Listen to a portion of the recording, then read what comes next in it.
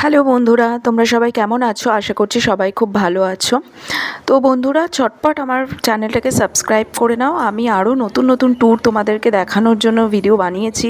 তো চটপট চটপট চটপট করে আমার চ্যানেলটাকে সাবস্ক্রাইব করো। আচ্ছা, আজকে চলে আসলাম হরিদ্বারে থার্ড ডেতে, যেখানে আমরা যাচ্ছি মনসা দেবীর মন্দির আর মা চণ্ডী দেবী দর্শনে।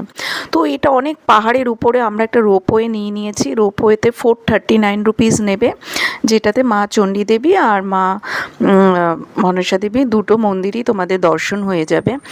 রোপওয়ে আর নিচের থেকেও কিন্তু অনেকে, তোমরা যদি চাও সিঁড়ি বেয়েও তোমরা যেতে পারো, কিন্তু যদি হাতে সময় কম থাকে তাহলে কিন্তু অনেকটা সময় লেগে যাবে। মা মনসা দেবীর মন্দির হচ্ছে হিমালয়ের সব থেকে দক্ষিণ পর্বত শিবালিক পাহাড়ের বিল্ল পর্বতের উপর অবস্থিত।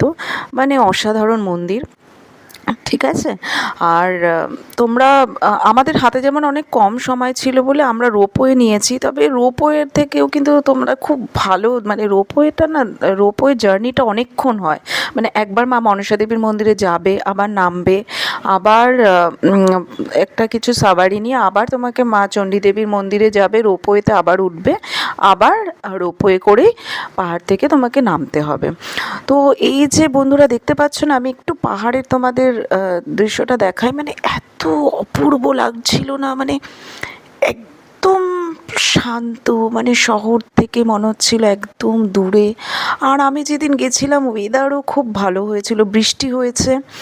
সেই মানে নিজের ব্রিদিং আওয়াজটা মানে তুমি পাবে, মানে পাহাড়ের নিচে এত শান্ত, মানে তুমি না, তোমার জাস্ট মন ভরে যাবে।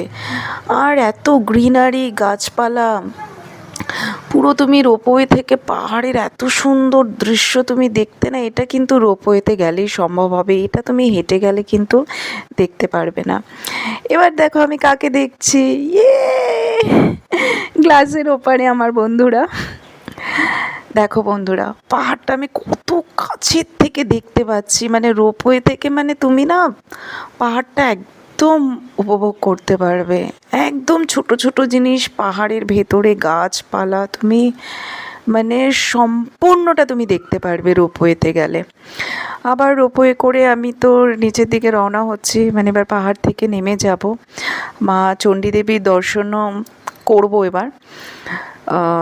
দেখো পাহাড়ে এত সুন্দর লাগছিল না, আর ওয়েদারের সাথে মানে জাস্ট অপূর্ব লাগছিল। মনে হচ্ছিল যেন সময়টা এখানেই থেমে যাক, আর যেতে ইচ্ছে করছিল না। মা চণ্ডী দেবীর মন্দিরে চলে আসলাম, দর্শন